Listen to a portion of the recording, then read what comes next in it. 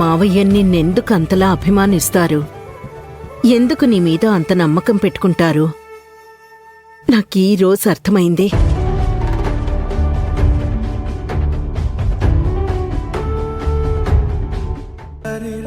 రాహుల్ నీ మాయలో పడిపోయి నాకు దూరం అవుతున్నాడనుకుని పొరపాటు పడ్డాను.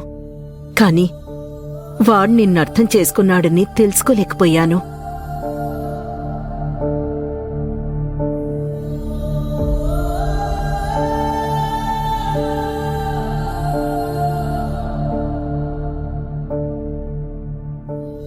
నిన్నాళ్ళు అపార్థం చేసుకుని నేను చాలా పెద్ద తప్పు చేశానమ్మా.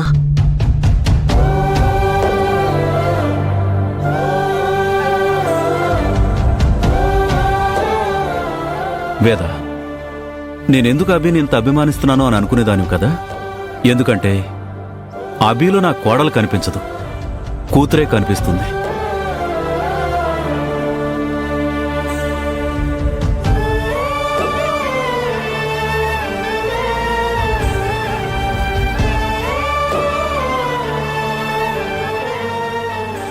నిజానికి ఒక కూతురు కూడా ఇంత ప్రేమ చూపిస్తుందో లేదో తెలియదు, కానీ అభి మాత్రం అనంతమైన ప్రేమను కురిపిస్తుంది.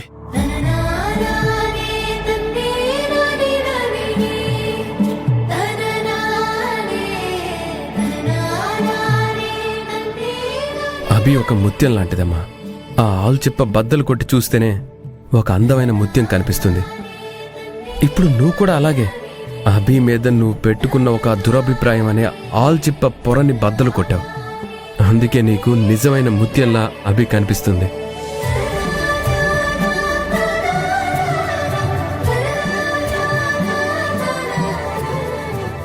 అవునత్తయ్య, అభి లాంటి మంచి మనసున్న అమ్మాయి మన మధ్యన తిరుగుతుందంటేనే మనం చాలా అదృష్టవంతులం.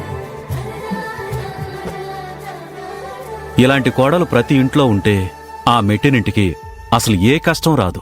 ఆ ఇంటిని ఒక స్వర్గసీమలా మార్చేసే గుణం అభిది.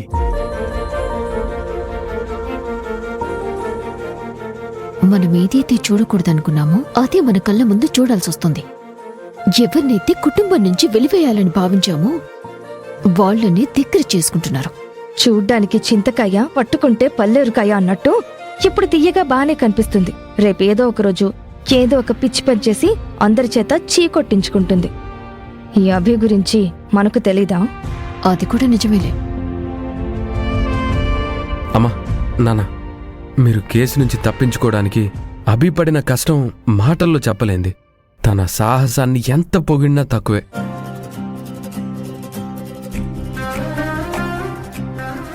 నువ్వు చెప్పింది అక్షరాల నిజం రాహుల్.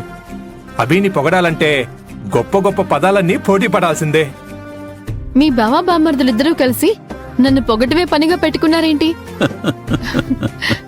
రాహుల్ బాబు, శ్రీకర్ అన్నయ్య కూడా మీకోసం చాలా కష్టపడ్డారు మావయ్య.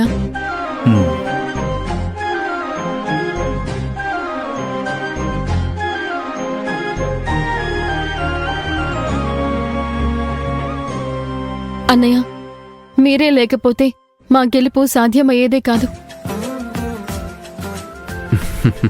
అవును మల్లికార్జున్, నా స్నేహాన్ని గౌరవించి మా పరిస్థితి అర్థం చేసుకుని నువ్వు మాకు చాలా సహాయం చేశావు. Thank you so much. రే రాహుల్, మనం ఫ్రెండ్స్ రా. మీ అమ్మ నాన్న ఒకటి, మా అమ్మ నాన్న ఒకటినా? చెయ్యని తప్పుకు శిక్ష పడుతుంటే నేను ఊరుకున్నా, నా ఒంటి మీద యూనిఫామ్ ఊరుకోదు.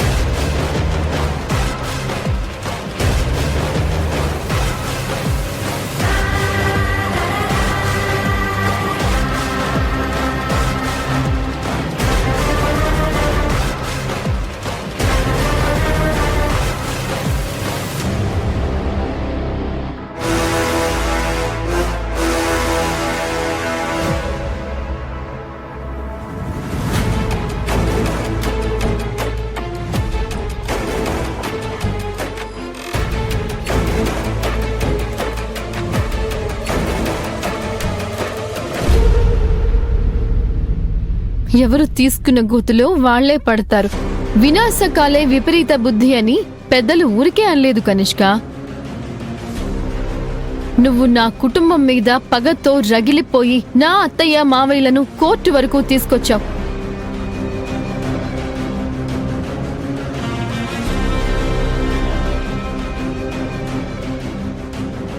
ఇప్పుడు అదే కోర్టు నుండి నేరస్తురాలిగా ముద్రపడి వెళుతున్నావు.